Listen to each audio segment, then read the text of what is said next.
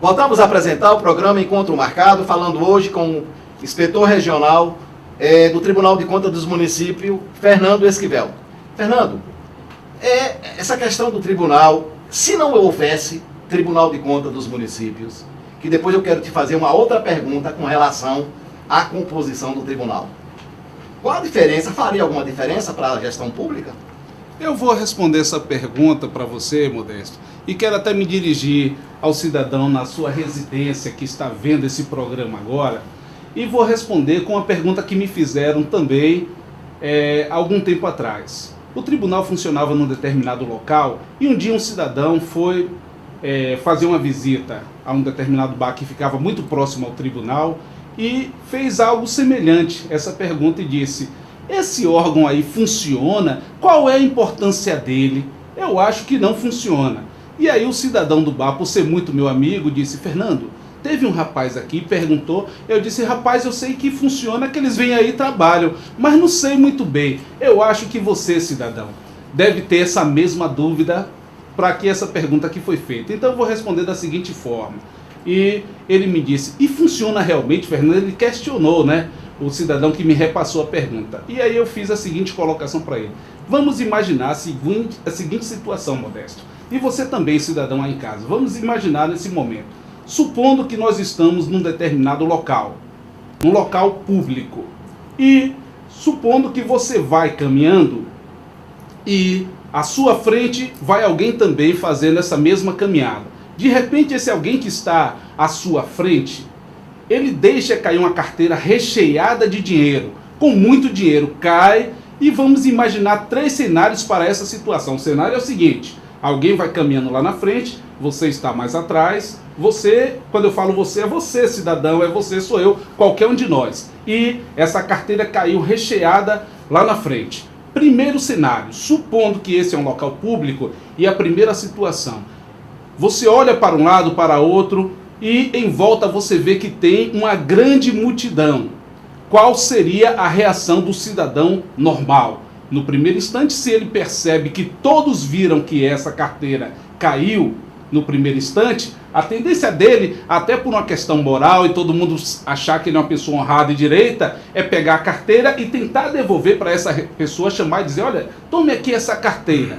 Segundo cenário, respondendo a essa mesma pergunta, essa carteira está recheada de dinheiro lá, mas supondo que você olha para um lado, para o outro e em volta você percebe que você pode ter sido visto por alguém, mas você não tem a certeza, você está na dúvida. Agora depende da sua consciência, mas você acha que alguém pode ter visto. Você olhou, tem umas pessoas ali, mas não deu pista de que tinha visto que caiu essa carteira. Você vai pegar, mas pela possibilidade de alguém ter visto, a sua tendência é entregar essa carteira mais uma vez. O terceiro cenário é o seguinte: essa carteira caiu, você olhou para um lado, para o outro, tem a plena convicção e a certeza de que ninguém viu. Qual é a possibilidade? E supondo que para apimentar esse terceiro cenário, você está numa dificuldade tremenda, precisando de um dinheiro, e de repente caiu essa grana. Não lhe pertence, mas caiu. E você sabe que ninguém viu você pegar essa carteira e a pessoa seguiu em frente.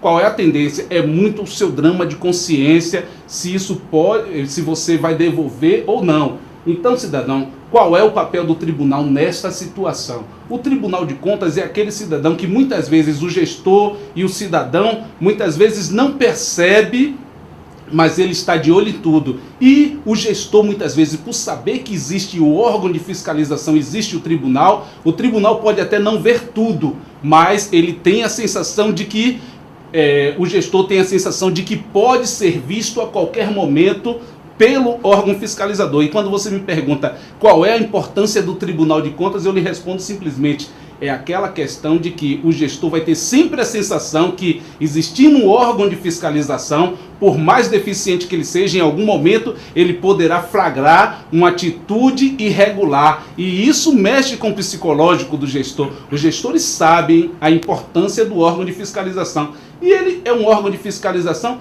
para regular essas atividades, não apenas para ser punitivo, que ele age também como órgão orientador, ele orienta na boa aplicação dos recursos. O nosso objetivo não é só punir pela falha, por levar esse dinheiro. Então, Eu contei essa historinha aí da carteira que cai para que você, cidadão, se sinta protegido por esses órgãos de fiscalização. Muitas vezes você, por exemplo, não tem acesso à Polícia Federal, mas ela está fazendo um trabalho de fiscalização. Você não tem acesso, talvez, à Polícia Civil. Eu nunca fui na polícia, mas eles estão lá trabalhando. A Polícia Militar, não estou vendo prender ninguém, mas eles estão ali na sua posição de fiscalização e de policial para lhe proteger de determinadas eventualidades. Existe, já realmente já inibe as pessoas de qualquer tipo de ação. Exatamente. Você quer ver coisa pior quando diz a Polícia Militar entrou em greve. Qual é a sensação que tem? Que está todo mundo desprotegido. Imagine se disséssemos, acabaram-se os tribunais de contas. Qual era a sensação de que agora quem haverá de fiscalizar os nossos recursos? Daí eu digo, a importância do tribunal é nesse sentido. É um órgão quase invisível, mas que faz o seu trabalho no dia a dia. Ele não é aberto ao público, ao povão de uma maneira geral, mas faz o seu trabalho e protege o seu dinheiro. Então aí você diz, mas eu não pago imposto, eu estou desempregado e coisa e tal, mas ele lhe protege de qualquer forma, porque o dinheiro público ele é repartido para todos.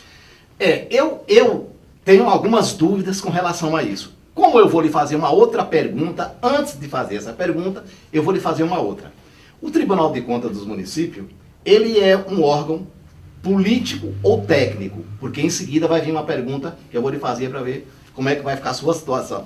Eu diria basicamente que ele é um órgão técnico, ele tem uma composição, a lei número 6 de 91 traz lá a sua forma e a sua composição. Então, eu diria que é um órgão eminentemente técnico. É lógico que a sua composição e a forma de indicação, assim como o Supremo Tribunal Federal e determinados órgãos aí, tem a sua forma de indicação dos conselheiros, que aí muita gente confunde essa posição, por indicação do governador e da própria Assembleia Legislativa, mas é um órgão eminentemente técnico.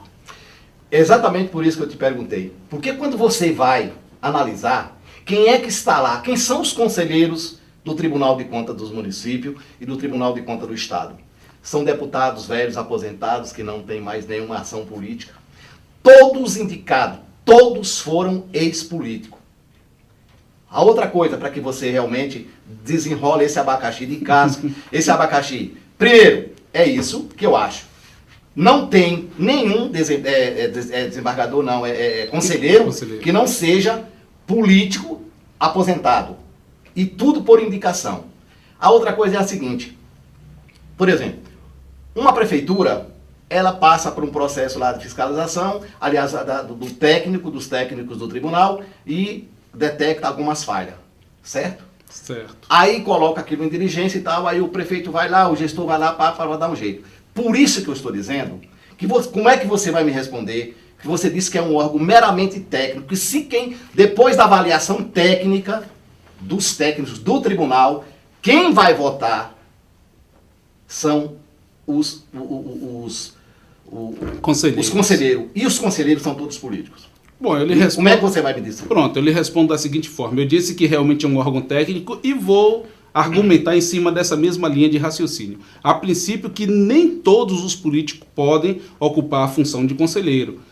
São pessoas que tenham um saber jurídico e dentro da área com a formação solidificada. Você não pode indicar qualquer político para exercer a função de conselheiro do tribunal. Ele tem que ter embutido no seu saber os saberes jurídicos. É lógico que é uma indicação, como eu já coloquei, uma indicação governamental dentro de uma lista tríplice que vai para o governador e ele faz essa indicação. 1/3 é por parte da composição do tribunal, 1/3 é indicação do governador e 2/3 da Assembleia Legislativa.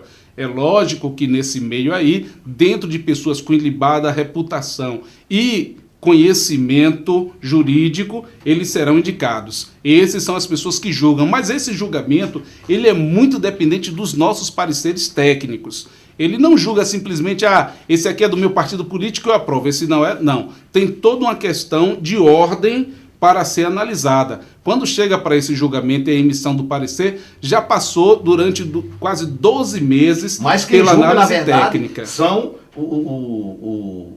os políticos, os conselheiros. Eles que fazem o julgamento das contas.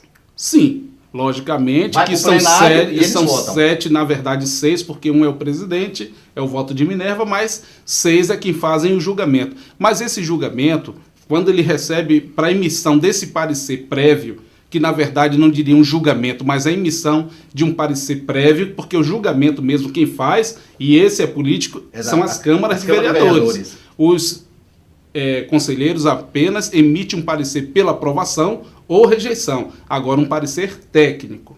Fernando, a denominação de tribunal não está errada exatamente porque esse pessoal não tem nada a ver com vamos dizer assim, com a questão jurídica. Apesar que você disse que eles têm que ter um saber jurídico e tal, mas não é nenhum ministro, não é nada. A denominação não está errada, então não deveria ter uma outra denominação, como órgão fiscalizador, e não um tribunal, porque na verdade não é um tribunal. Eu acho que não é um tribunal. Bom, as prerrogativas quanto à nomenclatura, eu me sinto não muito confortável para fazer um comentário se deveria ser chamado de Tribunal de Contas, Conselho de Contas, auditoria independentes ou auditorias externas. A nomenclatura, ela pouco importa nesse processo. O nome talvez Tribunal de Contas, à época da Constituição de 1988, que anterior chamava-se Conselho de Contas. A partir da Constituição de 88, ele levou o nome de Tribunal de Contas. Mas, se deveríamos chamar de tribunal, eu acho que eu não acreditaria isso a uma grande relevância e importância. Se for tribunal, tem que ser por juízes. Na verdade, exatamente, eles têm as mesmas prerrogativas, está posto lá no artigo, a partir do artigo 70 da Constituição, do 70 ao 75, traz exatamente essas atribuições do Tribunal de Contas. Então, quando a gente chama de tribunal, é meramente figurativo, na verdade, porque há um julgamento, e essas pessoas, para ser empossado como conselheiros, precisam desse saber jurídico. Não são necessariamente juízes. Não, de forma nenhuma. Por nenhum concurso público, nada. É simplesmente a indicação. Exatamente. Na nossa composição, nós temos 1/3 de indicação do governador e 2/3 da Assembleia Legislativa. Nesses sete conselheiros, geralmente é auditor de carreira do tribunal. Fernando, qual a diferença que você definisse para a gente aí? Qual a diferença em contas de governo e contas de gestão? O que é isso? Por que essa separação, essa divisão? Bom, muito interessante essa pergunta também, e até para esclarecer, aí eu gostaria até de tirar um tempinho, tirar atenção diretamente sua e falar aqui para os gestores que estão nos ouvindo, e sei que é muito interessante falar isso para eles a título de esclarecimento.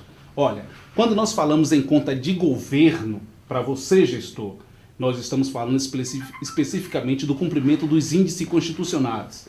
Nós estamos falando dos índices de saúde, de educação, cumprimento da lei de responsabilidade fiscal. Nós estamos cumprindo exatamente o que manda e determina as leis em cima dos índices. Quando nós falamos de contas de governo, de conta de gestão, agora eu me refiro não só aos prefeitos, como também aos secretários e a tantos quantos mexem e têm as suas atribuições voltadas para a área pública, porque na conta de gestão, não de governo, mas na conta de gestão, o secretário passa a ser responsável pela sua pasta. E vamos até desmistificar isso, e quando nós colocarmos que serão os julgamentos futuramente pelo tribunal, serão divididos de conta de governo e de gestão, o prefeito ele pode ter até suas contas aprovadas, que são as contas de governo, mas um gestor qualquer, um secretário, por descumprimento de alguma forma, de alguma formalidade, ele pode ter suas contas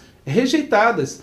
Então, a diferença é muito clara. Conta de governo, a gente analisa basicamente a conta do prefeito, e conta de gestão de todo o emaranhado, uma licitação, uma despesa realizada indevidamente, uma contratação irregular. Então, os chefes das pastas também serão responsabilizados. Então, não há por que se falar hoje, na atualidade, o Tribunal de Contas emite um único parecer opinativo pela aprovação ou rejeição de contas, englobando as duas situações. No futuro próximo, acredito eu que entre 2016 e 2017 o tribunal vai estar fazendo claramente essa separação entre conta de gestão e de governo. E aí sim, os secretários terão praticamente uma gestão plena, ou não, a depender do prefeito, se ele assim entender.